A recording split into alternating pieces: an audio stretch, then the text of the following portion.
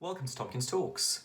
It's time for another summary of a recent case in a short, snappy way that's easy to digest whether you're at home, in the office, or on the move. Today I'm going to talk about the case of Sara Hossein Asset Holdings Limited and Black's Outdoor Retail Limited. So let's get started with the backstory. As most of you watching this will know, it's fairly regular for a lease of commercial property to require a tenant to pay a service charge. This is a charge incurred by a landlord for the benefit of a number of properties, usually on an estate or in a shared building, such as landscaping, maintaining common parts, or ensuring the structure of a communal building is kept in good repair. This cost is then passed back to the tenants via the service charge. In this case, Black's was the tenant of premises in Liverpool. Its lease included some fairly standard service charge provisions, which stated, first, the landlord would calculate the costs it incurred in providing the services as soon as practicable after the 31st of December in each year. Second, the tenant would pay a fair and reasonable proportion of these costs, which would be calculated by reference to the net internal area of the demised premises, as against the net internal area of the whole building, and if there was any dispute as to these areas, the matter would be determined by an expert.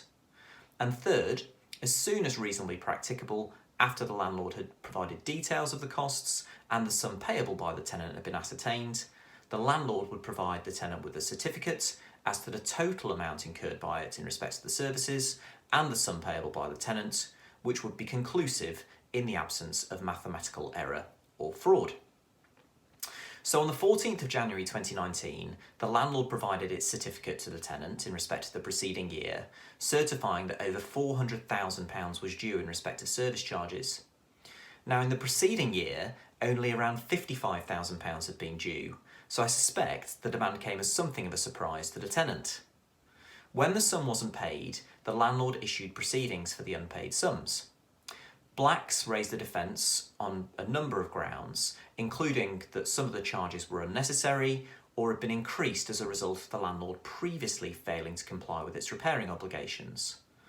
The landlord didn't accept this and made an application for summary judgment. It stated that Black's defence had no realistic prospect of success, as the certificate it had issued was conclusive and it precluded Black's from running its defence.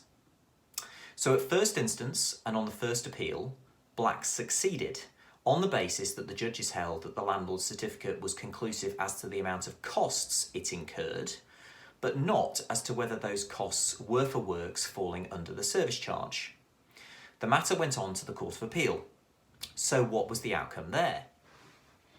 In short, the court found for the landlord. Lord Justice David Richards gave the leading judgment. He held that the wording of the lease was clear that the landlord certificate was conclusive as to the amount of the total cost and the sum payable by the tenant. He noted that the earlier judges appeared to have been influenced by the fact that this would make the landlord the judge in its own cause. He said this was something that a tenant would be well advised to consider very carefully before agreeing to a lease in these terms.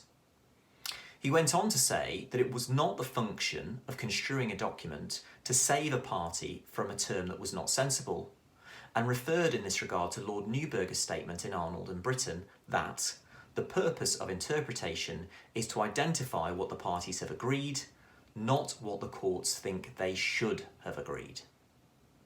So what does this mean? Well, it's clearly not a great decision for tenants. This type of service charge mechanism crops up fairly regularly where a landlord certificate is deemed to be final and binding, save in the case of manifest error. Moving forward, it's clear that tenants need to be very wary of signing up to these types of arrangements and should look to avoid agreeing terms where the landlord can effectively act as its own judge. I hope you found this useful. If you have, please comment, like or share the video. I'll see you soon for another Tomkins Talks.